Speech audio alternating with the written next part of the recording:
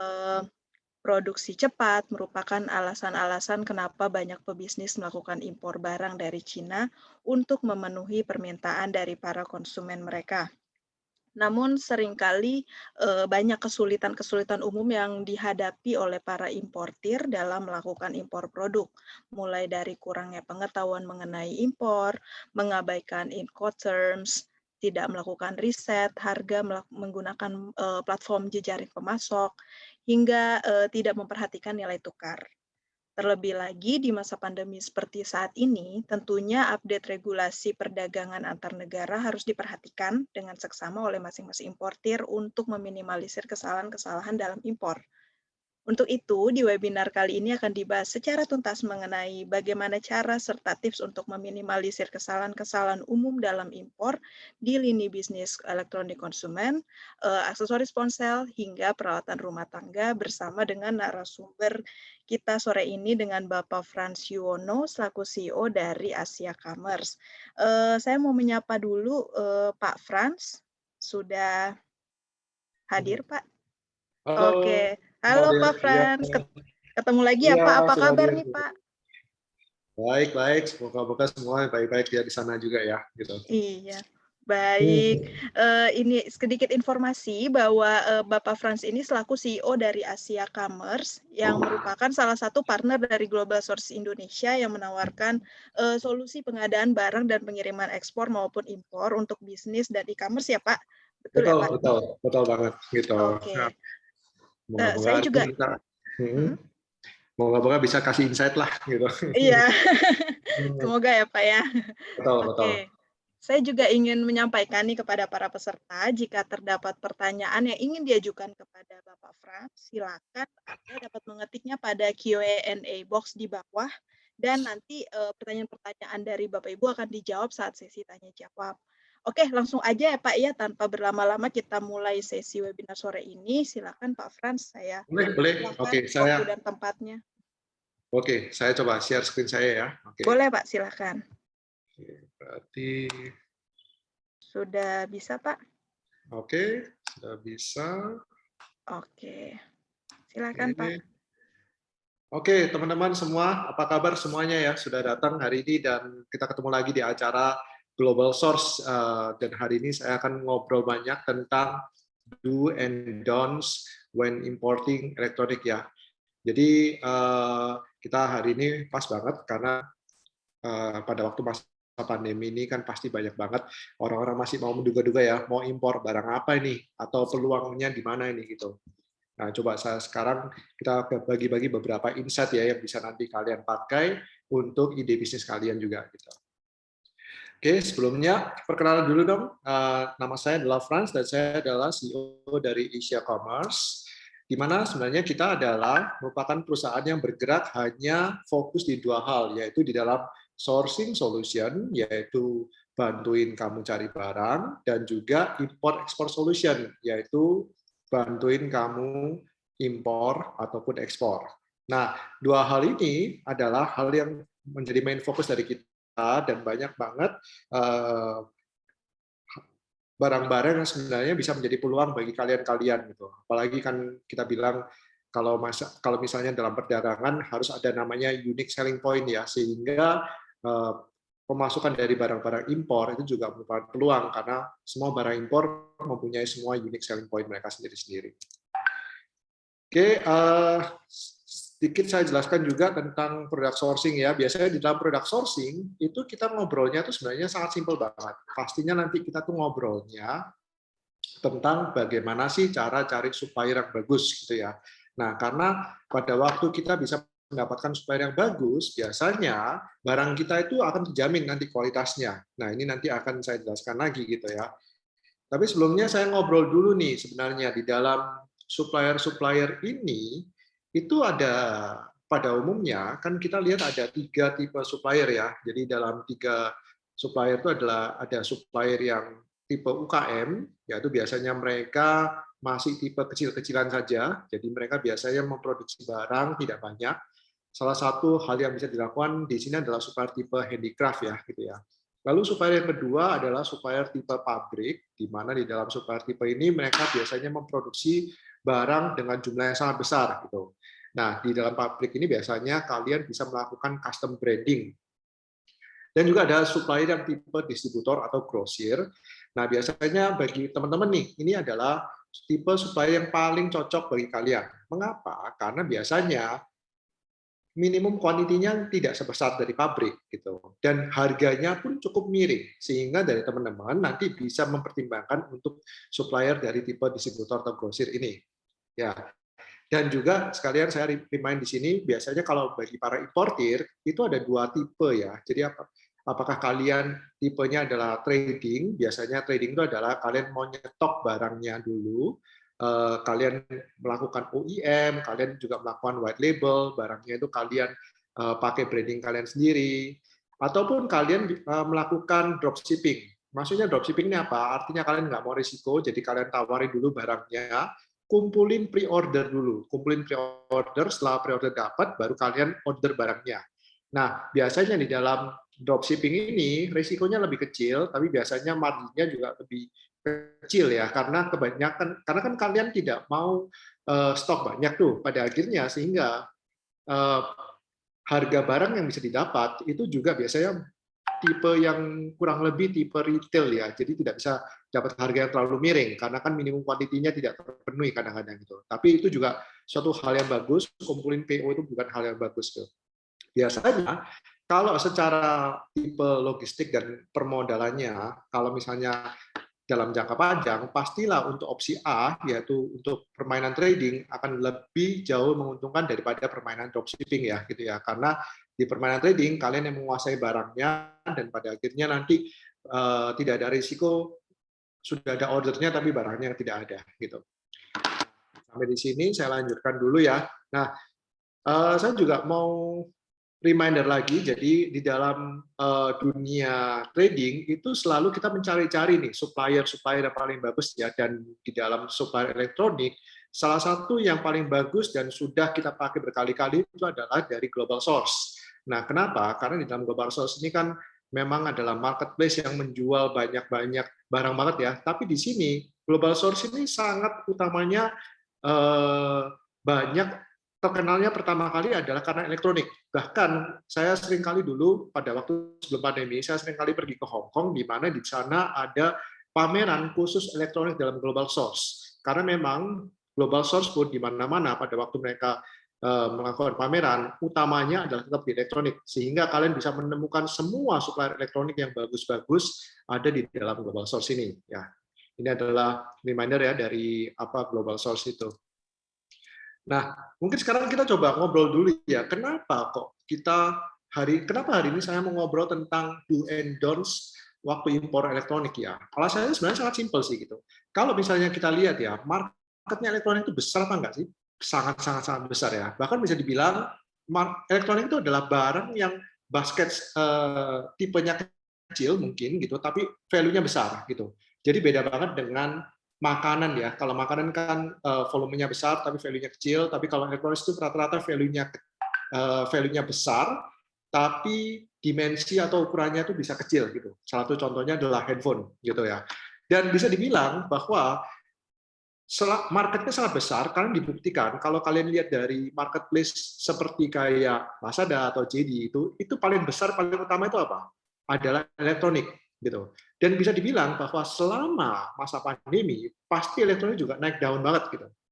Ya, kenapa? Karena semua orang ada tinggal di rumah. Sehingga ada yang namanya home purifier, lalu home elektronik, semua hal yang bersifat dari elektronik ataupun bersifat dengan sedikit medical ya, seperti air purifier atau apapun yang purify itu sekarang lagi naik daun banget ya. Gitu. Nah, kalian juga bisa melihat betapa besarnya dari market elektronik ini dari semua orang yang ada di dalam channel-channel ini ya. Jadi kalau misalnya kalian lihat di dalam YouTube pasti banyak banget orang yang ngobrol tentang bagusnya review tentang produk A atau review tentang produk B ataupun betapa coolnya nih, dan bahkan seringkali sekarang sudah memakai TikTok ya, betapa bagusnya barang ini, barang itu, review barang ini, barang itu gitu. Itu selalu ada reviewnya gitu. Dan kalau misalnya kalian lihat di dalam Lazada Live atau dalam Shopee Live, itu semua dalam segmen elektronik selalu menjadi salah satu bagian yang paling utama gitu. Nah, Maka di sini market elektronik sudah sangat besar dan naik daun, dan ini memang mungkin adalah salah satu peluang yang bisa dimanfaatkan, apalagi di masa pandemi ini ya. Oke. Lalu tentunya ya, kita langsung aja pertama kali ya, kita akan ngobrol tentang kalau impor elektronik itu sebenarnya butuh apa, barang apa aja sih ya. Nah, hari ini saya akan coba kasih kalian berbagai insight ya dari A sampai Z-nya ya gitu ya. Tapi untuk impor elektronik, yang pertama kali yang harus kalian lakukan adalah tentu saja harus cek suppliernya dong. Benar kan ya? Karena sebenarnya supplier elektronik itu sebenarnya banyak banget gitu. Nah, biasanya yang dilakukan adalah kalian bisa cek dari website manufakturnya, apakah di dalam global source mereka ada ratingnya, apakah di dalam apakah mereka punya website sendiri, apakah ada foto-fotonya, semuanya itu bisa dilakukan ya gitu ya. Jadi pertama selalu cek dulu manufakturnya, lihat dulu apakah mereka punya semua hal-hal seperti sertifikasinya. Biasanya ada adalah kayak sertifikasi ISO atau GMP, atau kalau misalnya mereka memproduksi barang elektronik yang bersifat medis, itu mereka punya ISO 13485 gitu. Nah, dan juga yang nggak kalah penting, kalau misalnya mereka ada namanya verified by itu artinya mereka sudah memanggil third party agar orang bisa datang ke pabrik mereka untuk memverifikasi bahwa mereka itu betul-betul ada gitu. Nah, di sini third party atau orang organisasi yang melakukan verifikasi pun juga harus organisasi bergengsi ya, seperti Tufo atau juga dari Alibaba, itu semua harus sangat-sangat bergengsi gitu. Nah, biasanya di dalam detail-detail website itu mereka juga mempunyai berbagai hal seperti target ekspornya, berapa lama mereka berdiri, berapa mereka sekarang ini ada berapa orang, lalu bagaimana sih dari dalam mereka rata-rata setiap pabrik produsen supplier yang sudah cukup mature ya, mereka mempunyai semua informasi ini di depan karena mereka juga ingin make sure bahwa ini loh, mereka ini profesional dan mereka tidak ingin main-main. Dan mereka ingin memberikan kesempatan trust itu di depannya. Makanya mereka memberikan banyak banget informasi ya di depannya. Ya, jadi langkah pertama adalah harus checking ke data-data suppliernya ya. Lalu yang kedua, kalau misalnya pada waktu kalian mau impor elektronik, yang kedua pasti harus mengetahui tentang produknya ya gitu. Jadi di dalam produknya itu penting banget kalian harus lihat, harus tanya apakah ada manualnya. Manualnya ada bahasa Inggris enggak? Dan perlu diingat ya, kalau misalnya kalian impor ke Indonesia, lebih bagus kalau misalnya kalian bisa minta manual bahasa Indonesia karena tentu saja di Indonesia semuanya butuh manual Indonesia ya gitu ya. Tapi kalau misalnya kalian impor barang-barang yang elektromedis, elektronik tapi yang ada medisnya, itu sudah keharusan, bukan lagi opsional lagi, harus ada manual bahasa Indonesia. Lalu tentu saja kalian harus cek apakah ada warantinya, apakah nanti setelah 1 tahun orang beli, itu orang bisa melakukan warranty. Dan misalnya kalau ada kerusakan, mereka bisa melakukan di mana? Itu kalian harus tanya ke pabriknya. Rata-rata pabrik mungkin akan bilang, oh iya kita sudah ada repairing center di Indonesia. Ataupun kalau mereka tidak ada, maka kalian juga harus cek apakah kalian bisa membuat repairing center itu sendiri ya di Indonesia gitu. Lalu yang paling menarik adalah apakah mereka ada kantor cabang. Nah ini juga menarik ya. Kalau misalnya ada kantor cabang kan berarti mereka brandnya sudah beredar di Indonesia ya gitu. Lalu apakah ada service center di Indonesia. Nah hal-hal ini menentukan apakah produk ini adalah sesuatu yang ingin kalian impor atau tidak. Ada orang yang ingin menjadi tangan pertama, sehingga, oh kalau sudah ada kantor cabang, ya saya nggak mau impor deh, gitu, karena saya mau jadi importir tangan pertamanya. Gitu. Tapi ada juga orang yang nggak mau repot, gitu, bahwa, oh saya cuma mau impor kalau barangnya sudah beredar pasaran. Nah itu juga tergantung dari profilnya kalian masing-masing ya. Tapi either way, pasti harus ada elektronik, harus ada warranty, jadi juga harus ada service center. Nah itu adalah hal yang harus diperhatikan waktu impor barang elektronik ya, gitu, cek produknya dulu. Lalu tentu saja pada waktu kalian sudah cek produknya, nah ketiga pasti harus kalian minta pro forma invoice ya, minta harga barangnya. Ingat, kadang-kadang barang yang tertera di dalam website itu bukan harga barang sekarang, karena kadang-kadang harga barang bisa berfluktuasi gitu. Jadi contohnya kalau misalnya high demand, maka supplier hanya bisa kasih kalian barangnya dengan harga segini gitu. Jadi, untuk memformalkan hal ini, biasanya yang harus dulu kalian lakukan adalah mintakan quotation atau invoice list ke penglis dan supplier. Biasanya pada waktu kalian minta, supplier pasti tanya, saya mau, loh kamu mau beli barang berapa? Gitu. Nah, biasa di sini gunakan akal kalian untuk meminta quantity dulu ya. Jadi kasih dulu quantity yang kira-kira tidak terlalu besar, tidak terlalu kecil gitu, tapi kalian mintakan di sana. Contohnya, oh saya mau beli 100 piece deh barang ini gitu. Supaya dari supplier bisa kasih kalian langsung barang quotation-nya. Kalau kalian mau beli satu, udah pasti tolak gitu. Kenapa? Karena kalau satu itu udah retail, ngapain kalian mau hubungin dari pabriknya kan ya. Jadi selalu berikan quantity sesuai dengan minimumnya supplier gitu. Jadi kalian bisa tanya, minimum kamu berapa sih gitu. Nah setelah itu kamu bisa kasih quantity-nya dan mintakan proforma invoice ya. Dan tentu saja kamu bisa melakukan negosiasi harga dan detail-detailnya di tengah-tengahnya gitu ya. Oke, juga pada waktu kalian melakukan importasi, tentu saja langkah keempat adalah kalian harus cek apakah kalian ini sudah siap untuk impor ya. Nah, jadi nggak cuman kalian harus lihat produknya, lalu juga cek dari sebelumnya, tapi kalian juga harus cek apakah kalian sudah siap untuk impor. Nah, maksudnya siap ini gimana nih? Jadi kita harus cek dulu HS code-nya, lalu kita lihat apakah ada larangan-larangannya gitu. Dan tentu saja kalau misalnya ada larangannya, kalian harus urus dulu semuanya. Jadi artinya tidak bisa impor kalau misalnya izinnya belum keluar. Contoh paling simpel, ya. Tahukah kalian kalau misalnya sekarang, kalau misalnya kalian mengimpor barang-barang yang ada Bluetooth itu butuh izin postel. Atau kalau misalnya impor barang elektronik seperti toaster, kulkas itu boleh impor, tapi tidak boleh jual kalau tidak ada izin K3L. Nah, jadi sebenarnya izin-izin ini itu tidak hanya mempengaruhi kalian pada waktu impor, tapi juga pada waktu penjualannya. Sehingga kalian harus mengetahui kalian ini sudah prepare apa enggak untuk impor gitu ya. Jadi jangan sampai kalian, oh saya ini coba-coba gitu, tapi belum ada kesiapan gitu. Nah itu bisa berabe nantinya ya, karena pada waktu sampai barang sudah sampai di sini, ternyata butuh izin ini, butuh izin itu, barang ketahan kan nggak lucu gitu kan ya. Nah di sini pastikan kalian sudah siap untuk impor dulu ya sebelum kalian impor. Oke, dan tentu saja kalau misalnya kalian nggak mau ribet, kalian bisa memakai namanya jasa procurement, di mana di akhirnya procurement company akan melakukan semuanya untuk kalian sehingga kalian tidak perlu pusing semuanya. Oke.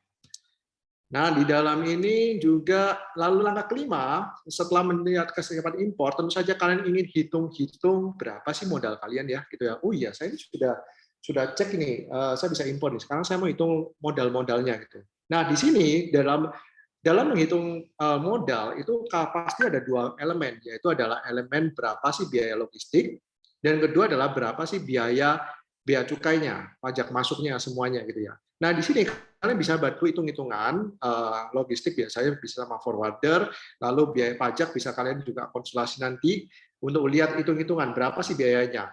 Setelah kalian dapat biayanya itu, nanti barang itu akan menjadi kalian bisa mendapat namanya landed cost. Landed cost itu adalah artinya biaya modal kalian. Jadi contohnya kalian setelah beli 100 piece dan kalian tahu biaya logistiknya, biaya pajaknya berapa, kalian akan dapat biaya landed cost-nya yang bisa dihitung per piece-nya ya gitu ya. Nah, itu akan nanti kalian bisa melakukan perbandingan. Oke, setelah saya tahu modalnya saya segini, sekarang nih saya nih lihat modal saya ini masih masuk nggak sih di pasaran? Benar kan ya? Takutnya kalau sudah hitung-hitungannya di cost-nya, modalnya nggak masuk, ini kan berabe gitu ya. Jadi kalian pastikan kalau modal kalian bisa masuk gitu. Jadi di dalam hal ini sebenarnya ada banyak cara agar modal kalian bisa masuk. Tapi intinya pastikan dulu bahwa sebelum impor kalian bisa tahu dulu modalnya. Jangan kalian impor dulu baru tahu modalnya. Nah ini sering kali terbalik ya. Banyak orang yang coba dan akhirnya kok mahal ya gitu ya. Wah itu kenapa harus gitu ya? Jadi kalian lebih baik tentukan dulu modalnya, sudah siap dulu kira-kira begini, baru nanti kalian bisa siap untuk pasarannya. Nah, tentu saja balik lagi ke tadi, kalau misalnya kalian masih bingung cara kalkulasinya dan kalian nggak mau ribet, kalian tetap bisa pakai namanya jasa procurement company ya. Gitu. Oke, nah langkah keenam pada waktu kalian melakukan impor elektronik adalah tentu saja harus bayar suppliernya ini. Nah di dalam ini kalian harus paham bahwa supplier itu biasanya rata-rata ingin barang dibayar di depan. Paham ya? Supplier, apalagi tidak kenal kalian, itu perlu barang dibayar di depan. Dan mungkin kalau kenal kalian dalam masa pandemi ini, dia mungkin pasti akan tetap bilang, saya mau dibayar di depan. Nah, biasanya kalau barangnya itu sudah ready, mungkin mereka ingin langsung dibayar. Tapi kalau barangnya belum ready, harus diproduksi dulu, kalian bisa melakukan DP. DP-nya rata-rata 30% ya. Dan kalian bisa melakukan pelunasan 70% pada waktu barangnya sudah ready. Nah, tapi ininya tetap sama. Kalian tetap harus bayar barang depan. Jadi ya siapin dana buat bayarin suppliernya. Tentu saja sebelum kalian bayar penuh suppliernya, kalian tetap punya leverage untuk ngobrol. Ini gimana nih warranty-nya nih? Nih packaging-nya kamu bagaimana nih? Dan kalian tetap bisa nego kalau misalnya nanti setelah kalian bayar, lalu barangnya dikirim, lalu sampai di Indonesia terjadi kerusakan, itu ada garansi nggak sih dari suppliernya? Nah, perlu diingat ya bahwa sebenarnya barang kerusakan terjadi pengiriman itu salah siapa sih sebenarnya? Salah logistik? Biasanya enggak. 99% barang kalau terjadi kerusakan itu salah di supplier. Loh kok bisa? Karena dalam suppliernya barang rusak atau enggaknya itu sebenarnya tergantung 99% tergantung pada packingnya. Jadi kalau packingnya itu sangat kokoh, maka biasanya nggak mungkin rusak gitu. Paham ya? Jadi packaging menentukan apakah barang itu bakal aman apa tidak gitu. Sehingga kalian bisa nego ke supplier packaging yang paling bagus gimana dan kalian bisa menentukan packaging paling aman. Ya, dan kalian bisa nego ke suppliernya. Saya mau gini dong kalau misalnya saya sudah pakai packaging ini tapi barangnya tetap rusak ya. Ya please gantikan saya gitu ya. Oke. Nah, tentu saja kalian di sini juga pada waktu impor elektronik, kalian harus melakukan hal ini ya. Jangan lakukan hal ini kalau misalnya kalian tidak siap ya. Jadi jangannya adalah kalau kalian tidak siap impor sendiri, jangan impor. Ya, artinya seperti tadi saya bilang ya, kalau kalian merasa saya ini pengen impor coba-coba ya kalau misalnya cuma sampel 1 piece 2 piece ya nggak ada masalah. Tapi kalau misalnya kalian ingin impor dalam skala banyak, maka kalian harus tetap siapin service center-nya, manualnya, garansinya, lalu juga landed cost-nya, semuanya harus disiapin ya, regulasinya harus dipenuhi, semuanya harus dipenuhi gitu. Ya, jadi kalau kalian tidak siap, jangan impor, mending jangan impor ya, mending kalian sudah langsung beli aja deh dari supplier lokal ya gitu ya. Tapi kalau kalian ingin impor, harus semuanya dilakuin secara benar gitu. Nah, lagi-lagi kalau misalnya kalian masih bingung dan kalian ada problem import sendiri, kalian bisa pakai namanya jasa procurement. Ya. Lalu di sini juga ada namanya pahami ya bahwa kalau import sendiri itu harus siap semua regulasinya gitu. Jadi contohnya misalnya setelah kalian impor, kalian kan harus jual kan. Nah, setelah jual, customer butuh izin apa itu harus kalian penuhi karena kalian adalah importirnya. Contohnya, customer butuh namanya izin K3L, ya harus kalian penuhi. Customer minta izin postel, harus dipenuhi gitu ya. Jadi semuanya itu adalah hal-hal yang memang banyak banget yang harus dipenuhi oleh importir. Itu sebabnya makanya importir mempunyai tanggung jawab yang cukup besar dalam memastikan barangnya tidak hanya diimpor, tapi juga bisa dijual dengan baik bagi klien-kliennya.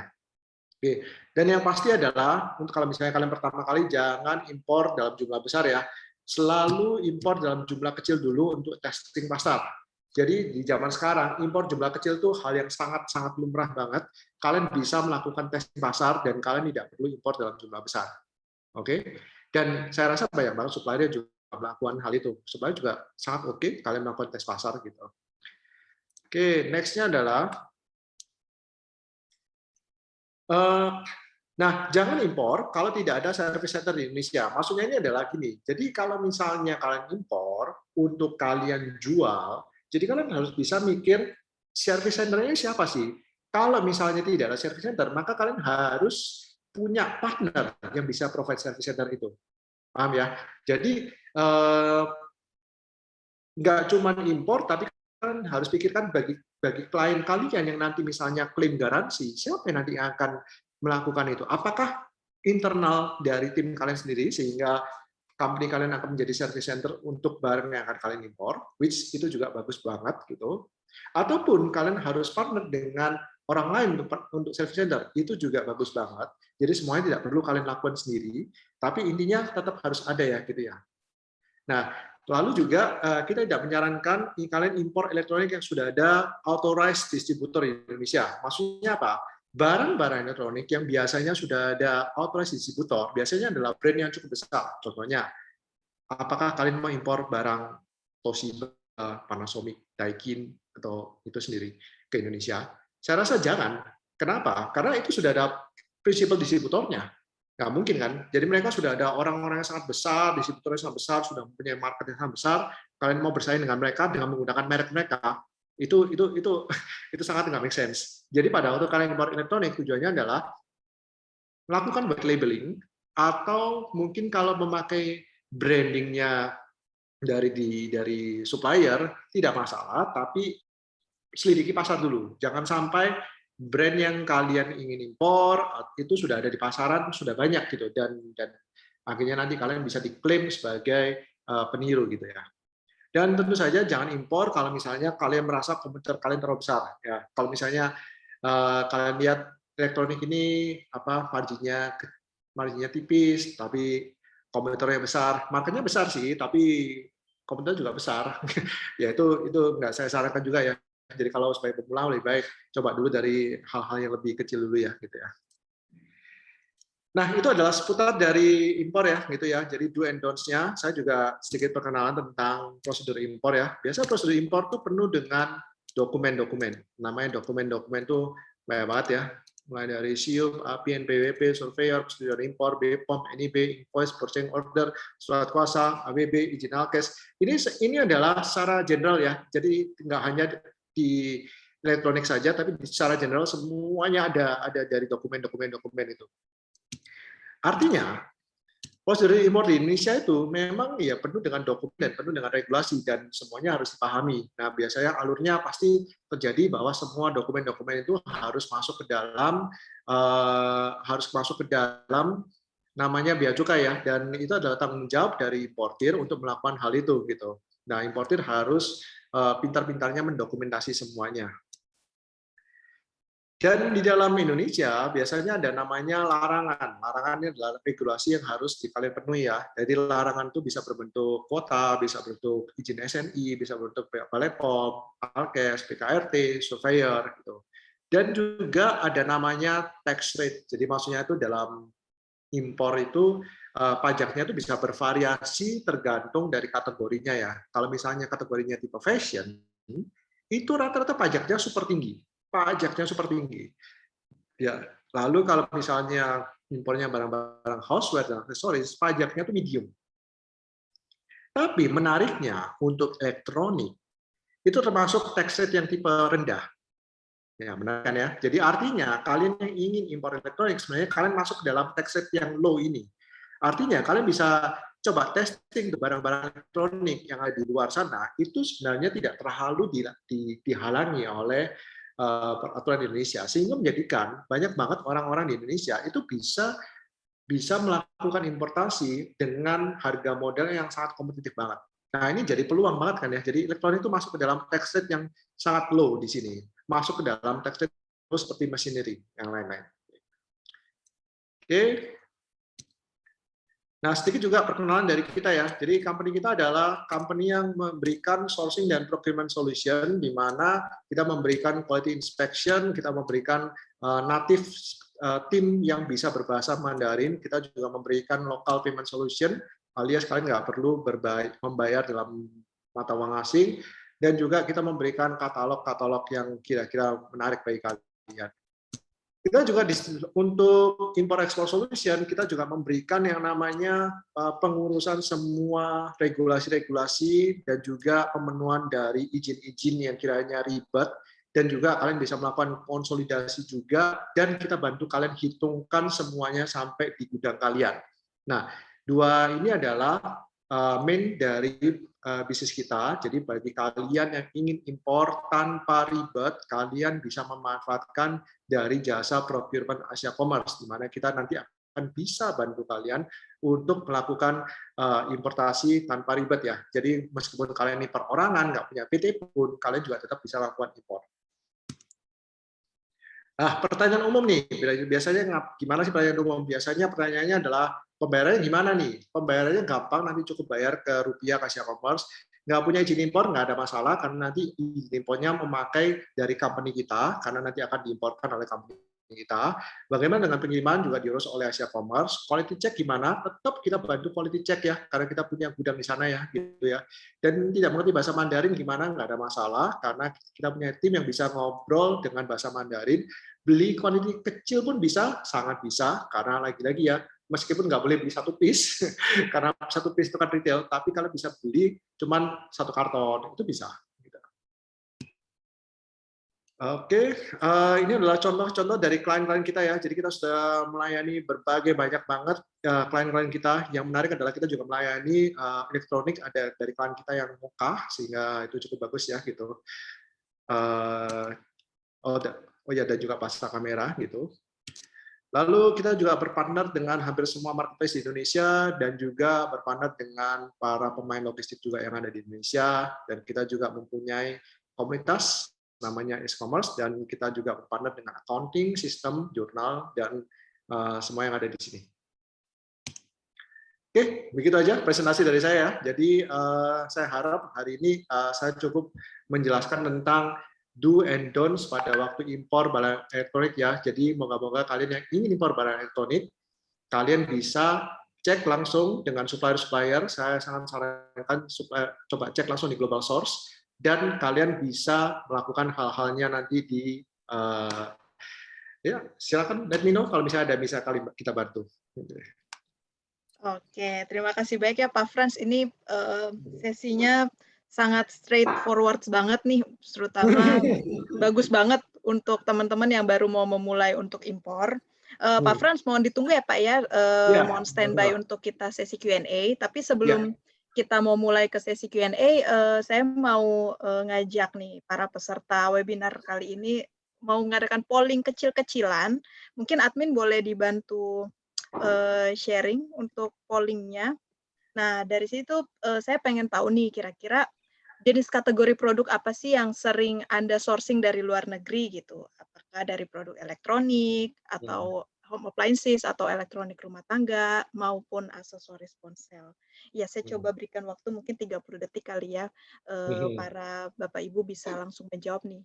Survei kecil-kecilan nih, Pak. Oke, sepertinya sudah ya. Mungkin admin boleh ditampilkan untuk result-nya. Wah, ini Pak, mayoritas para peserta webinar sore ini tuh sourcing-nya di produk elektronik ya. Nah, pas banget tadi Pas sudah banget. Ya. Pak Frans sudah menjelaskan dengan sangat komprehensif ya. Oke, kita langsung aja nih mulai untuk sesi Q&A. Saya sudah punya di Q&A box sudah ada pertanyaan dari Bapak Gunawan ini ya Pak ya. Beliau bertanya, jika kita ingin mengimpor suatu barang, kira-kira berapa lama waktu kita untuk mengurus sistem regulasinya? Lalu bagaimana waktu terbaik untuk jeda yang harus kita pastikan untuk memakai jasa procurement dengan sebelum kita melakukan impor suatu produk? Oh, mungkin Oke. menanyakan jeda waktunya ya, Pak ya, Ya, biar betul. bisa. Jadi sebenarnya yang kalian pahami ya, pada waktu dalam impor itu kan pengirimannya bisa dari udara atau dari laut ya. Kalau dari udara biasanya waktu yang realistis adalah 2 minggu. Rata-rata sekarang udara flight-nya tidak terbang tiap hari, jadi rata-rata yang realistis 10-14 hari. Kalau misalnya untuk barang-barang yang laut, gitu pengiriman laut, biasanya jeda waktunya adalah sekitar 3-4 minggu, gitu. Nah, apakah bisa lebih cepat? Bisa. Jadi ada kemungkinan kalau dari laut pun bisa 2-3 minggu itu bisa, tapi realistisnya adalah 3-4 minggu. Nah, begitu. Jadi jeda waktunya tergantung kepada pengiriman lewat udara atau laut ya. Nah, terus bedanya apa kalau misalnya kalian impor sendiri atau impor lewat procurement? Nah, biasanya di dalam company seperti procurement company seperti Asia Commerce itu mempunyai suatu kebiasaan dengan bea cukai, sehingga kita punya rekor yang jauh lebih banyak, sehingga waktu clearance-nya juga jauh lebih cepat. Sehingga kalau misalnya kalian ingin impor lewat jasa procurement, biasanya itu jauh lebih jelas dan lebih cepat karena sudah ada database-nya. Gitu aja. Oh gitu ya, oke. Hmm, Semoga menjawab pertanyaan ya Bapak Gunawan hmm, tadi. Ini kita juga ada pertanyaan nih dari Ibu Gina, berapa hmm, perkiraan budget untuk memakai jasa procurement untuk impor barang? Lalu jika hmm, kita impor barang sendiri tanpa jasa procurement, apakah akan jauh lebih murah atau lebih mahal? Ini hmm. boleh Pak Ya, Franz. jelas. Kalau misalnya dari kalian, rata-rata sebenarnya bisa bilang ya, opsi untuk impor sendiri atau impor lewat jasa procurement itu sebenarnya tergantung dari kalian sendiri. Tapi saya melihatnya dengan kacamata begini. Pada waktu kita ingin impor, tujuannya itu apa? Tujuannya adalah kita tidak hanya ingin harga ya, tapi kita ingin barangnya itu tidak ada masalah sampai di tujuan. Betul ya? Jadi value-nya dari procurement itu sebenarnya adalah biaya yang kalian berikan ke jasa procurement, betul ya? Biasa dari jasa procurement sendiri pun karena mereka bukan company retail gitu, itu mereka hanya memberikan fee yang sangat kecil banget gitu. Jadi kecil banget gitu dibandingkan kayak retail gitu. Jadi kalian bisa coba bandingkan aja waktu atau hal-hal yang perlu kalian lakukan kalau misalnya kalian melakukan sendiri ataupun kalian lewat jasa procurement itu nanti kalian bisa bandingkan rata-rata dari klien-klien yang sudah melakukan hal ini itu mereka yang sudah memakai jasa broker biasanya mereka cukup lega karena mereka tidak perlu pusing. Nah itu aja sih gitu. Nanti bisa jadi pertimbangan gitu. Oh, oke, baik. Ya. Ini kita juga ada pertanyaan nih dari Ibu Ira. Mungkin Bu Ira bertanya, bisa bantu bagaimana jika impor barang yang ada baterainya, Iya, tapi menggunakan udara, seperti itu, Pak. betul betul. Bisa juga ya? Nah kalau baterainya itu pasti perlu namanya izin MSDS-nya ya gitu ya. Jadi hati-hati kalau misalnya lewat udara pun kalau ada baterainya itu ada perlu pengecekan yang lebih lanjut gitu. Hal ini nggak ada masalah, suppliernya ada semua. Ya, jadi tinggal cek sama suppliernya gitu untuk izin dari MSDS dan izin dari baterainya gitu. Oke, kembali lagi cek ke suppliernya ya, Betul, betul, Pak.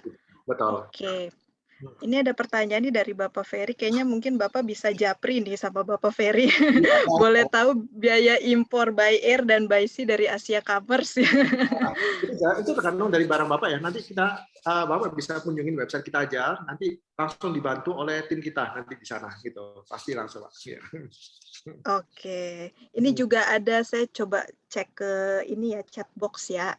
Betul. Ini ada pertanyaan dari Bapak Gunadi Purnama, kalau impor skincare dan health food, makanan ya Pak, Betul. jumlah sedikit, bagaimana cara urus izin BPOM dan berapa harganya gitu? Betul, betul, betul. Kalau harga mungkin bisa japri ya Pak, mungkin kalau urus Betul. BPOM-nya mungkin bisa diinformasikan Pak? Betul, betul. Jadi ini ya, kalau impor skincare dengan health food, kan harus urus izin Balai POM tuh. Kita udah bantu banyak banget orang untuk urus Balai POM-nya, jadi nggak masalah. Problemnya cuma di suppliernya. Rata-rata dari supplier itu tidak mau kasih otorisasi ke kalian kalau kalian impor sedikit. Ya, karena dari supplier rata-rata hanya mau kerjasama karena kan mereka kan pakai brandnya mereka ya. Atau kalau misalnya kalian punya brand sendiri, kalian mau white label ke supplier itu malah nggak ada masalah gitu. Ya, jadi tergantung negosiasi kalian dengan supplier. Intinya adalah dokumen yang dibutuhkan pada waktu urus izin Balai POM itu tetap harus dari supplier dan pastinya supplier pasti harus nego dulu dan harus oke dulu gitu ya baru kita bisa dapat dokumen dari supplier baru kita bisa urus izinnya. Tapi kalau urus izinnya sendiri ataupun impor jumlah sedikit, meskipun sudah ada balai POM-nya, nggak ada masalah. Ya. Oke, kembali harus di double check ya dengan supplier dan juga ininya ya Pak. Betul, betul. Baik. Ini juga ada pertanyaan dari Bapak Lukas, mungkin bisa japri juga nih dengan Bapak Franz, bisa langsung Iya, kirimkan price list jasa iya. procurement-nya Bapak Asia Commerce. Iya, betul, betul. Kita nggak ada price list itu Pak ya. Jadi semuanya langsung quote by quote karena semuanya setiap dari barang itu punya kategori masing-masing. Dan memang setiap barang punya kategori masing-masing.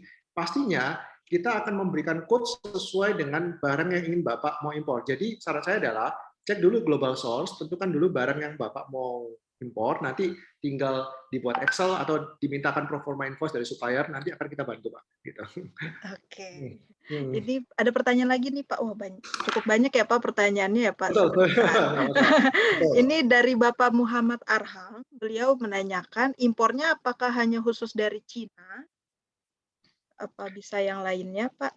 Betul, Dari betul. Asia Jadi Commerce? sebenarnya apakah impor dari mana saja bisa? Jawabannya yes, betul. Dari mana saja bisa. Tidak hanya dari China aja. Yang tadi tapi kenapa banyak banget orang masih tetap ambil dari supplier dari China? Karena rata-rata produksi elektronik yang saya tahu itu rata-rata dari Shenzhen. Nah, itu produksi yang paling banyak banget itu dan murah-murah banget gitu. Semua produksi home electronics atau mobile appliances itu dari sana gitu. Untuk negara lain jelas bisa, tapi dalam konteks elektronik saya masih ragu apakah ada produsen yang sekuat mereka. Mungkin Vietnam bisa jadi alternatif bagus. Iya, Bisa di Southeast Asia ya Pak ya? iya, betul, betul. Bisa. Oke, ini ada pertanyaan juga nih dari mungkin Ibu Made Purariana ya. Apakah jasa procurement tersebut sama dengan jasa door to door?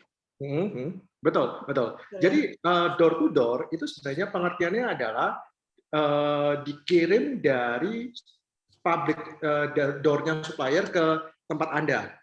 Dalam pengertian konteks ini, iya, betul, betul. Jadi jasa door to door yang dibilangin adalah semuanya, betul ya, gitu. Tapi yang dipastikan dari jasa procurement ini adalah sangat resmi ya, gitu ya. Jadi konteksnya ini semuanya diurus dalam konteks resmi dan bisa untuk jangka panjang banget, gitu. Ya. Oke, ini ada 2 pertanyaan terakhir nih Pak nih dari Bapak Ya, Gunadi Purnama. betul, betul, Ini beliau mau menanyakan impor via procurement. Apakah betul, bisa dapat faktur pajak untuk jual lagi yang memerlukan faktur PPN? betul, Lalu pasti, pasti, gitu. Ya. pasti ya Pak ya. Terus pertanyaan kedua dari beliau tuh berapa lama proses pengurusan BPOM? Dengar-dengar bisa tahunan. Ya, ya, Berapa betul. bisa bisa berapa cepat ya kayak Ya, gitu. betul, betul. Jadi gini, Pak, untuk Balai POM itu ada 4 kategori ya, kosmetik, makanan, suplemen, dengan obat. Kalau tahunan itu obat, ya. Kalau makanan itu 3-4 bulan. Kalau kosmetik itu 2-3 bulan. Suplemen itu juga 3-4 bulan, gitu. Hanya obat yang tahunan, karena obat itu itu, itu Kalau hanya obat pedagang besar farmasi aja yang bisa main di sana. betul, Iya, karena kan mesti riset dulu ya. Kalau obat betul, kan betul, sangat betul, susah betul. sekali gitu. Oke, ini Sisanya kayak nggak tahunan, gitu. untuk sementara yang paling lama setahunan tuh obat dulu ya, Pak, ya, untuk sampai Betul, sekarang betul, ini ya? betul, betul, Oke, oke. betul. Oke, saya kira tapi ada terakhir nih, Pak, nih dari Bapak Lukas Ya, ini, ya. kalau impor berupa part atau rakit sendiri ya, Pak, yang mengandung Hmm, Bluetooth atau WiFi, apakah tetap harus ada izin postel? Kalau misalkan iya, iya, berapa lama izin postelnya, Pak? betul, betul. Jadi sebenarnya izin postal itu ya, saya memahaminya itu sebenarnya bukan untuk impor, tapi untuk jualan malahan.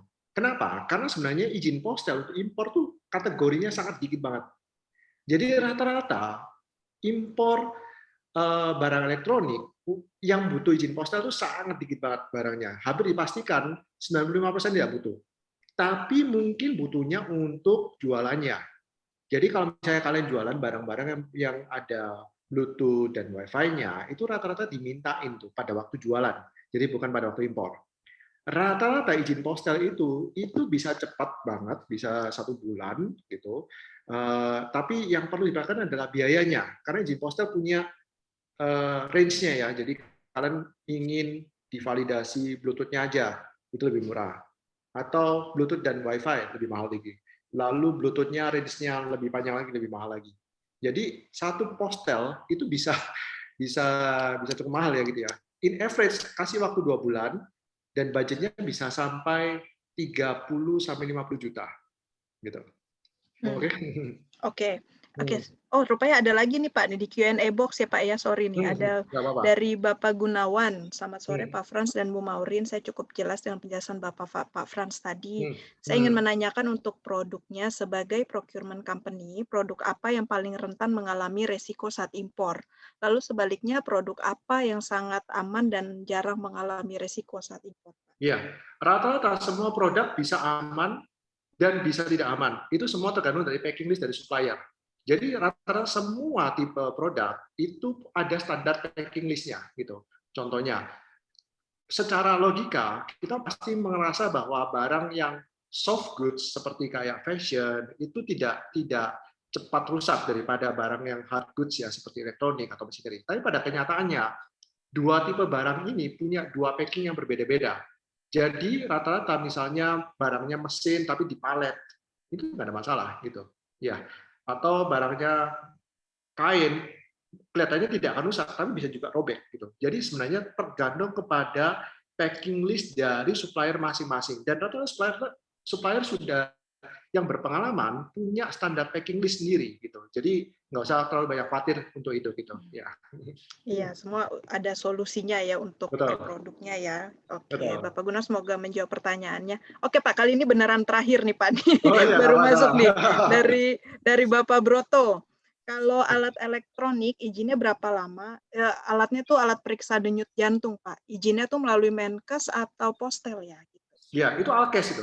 Nah, jadi semua Oke. hal yang berbau medis itu adalah Alkes. Nama izinnya adalah AKL ya, Alat Kesehatan Luar Negeri ya, gitu ya. Izinnya berapa lama? Itu average-nya adalah 2 bulan. Problem utamanya adalah dokumennya harus banyak lengkap gitu. Jadi kalau misalnya kalian ingin impor Alkes, ada kira-kira checklist dokumen yang nanti harus dilengkapi dari suppliernya. Gitu. Oke. Hmm. Oke Pak Broto, semoga menjawab pertanyaannya ya Pak ya. Hmm. Waduh Bapak, ini ada lagi nih Pak.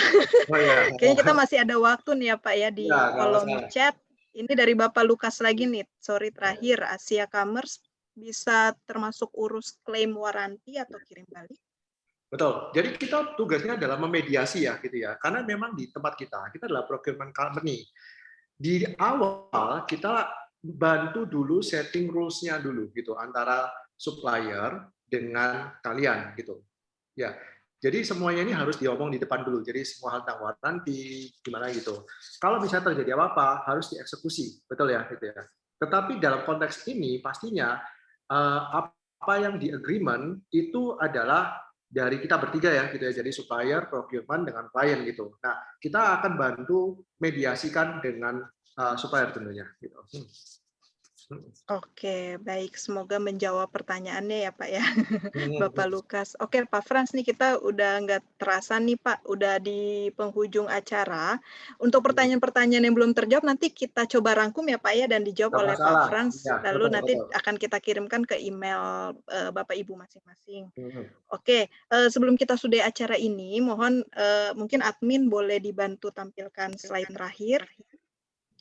Oke, sebelum kita sudahi acara ini, mohon kesediaan Bapak Ibu untuk mengisi feedback form dengan scan barcode berikut ya. Pastikan Anda telah mengisi feedback form tersebut untuk mendapatkan e-sertifikat yang akan dikirimkan kepada Anda dan diproses maksimal 5 hari kerja. Lalu informasi mengenai e-sertifikat akan kami umumkan melalui WhatsApp grup masing-masing.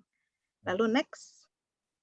Lalu pastikan juga Anda telah memfollow akun media sosial Facebook, Instagram, Twitter, juga akses website di Global Sources-nya Electronics Indonesia untuk informasi detail mengenai cara sourcing dan juga produk apa saja yang Anda butuhkan. Oke, next lagi. Ini saya ada pengumuman penting nih untuk Bapak Ibu. Global Sources Indonesia itu nanti akan mengadakan program yang namanya Online Business Matching seri ketiga yang akan diselenggarakan pada tanggal 3 sampai 5 Agustus 2021. Apabila mungkin Bapak Ibu merupakan importir atau distributor di kategori produk konsumen elektronik, aksesoris ponsel dan peralatan rumah tangga dalam jumlah besar, serta mungkin sedang mencari pemasok terverifikasi, terpercaya gitu, maka Bapak Ibu berpeluang nih untuk mengikuti program ini dengan cara mungkin Bapak Ibu boleh scan barcode berikut yang ada pada screen Bapak Ibu.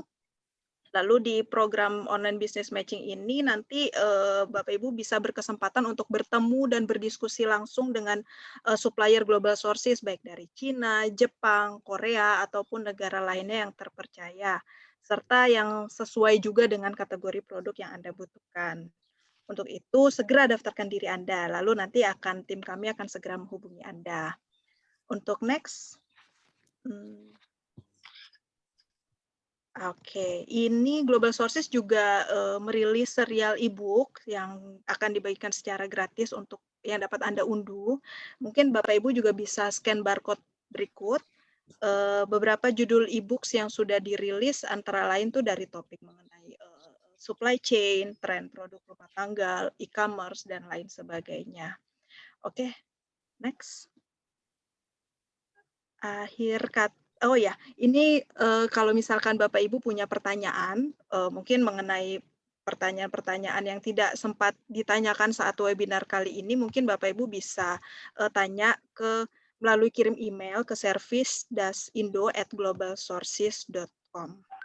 Oke deh, kayaknya akhir kata saya Maureen mewakili tim Global Sources Electronics Indonesia mengucapkan terima kasih atas partisipasi Anda sekalian dalam webinar kali ini. Terima kasih baik juga untuk Pak Frans ya Pak, terima kasih Terima sudah kasih. bergabung dan Ya. membagikan informasi yang paparan yang sangat luar biasa sore ini, memberikan kita insight yang super sekali dalam webinar sore hari ini. Oke, sampai jumpa di seri webinar kami selanjutnya. Salam Juga sehat semua. selalu. Terima kasih semua. Ya. Terima kasih.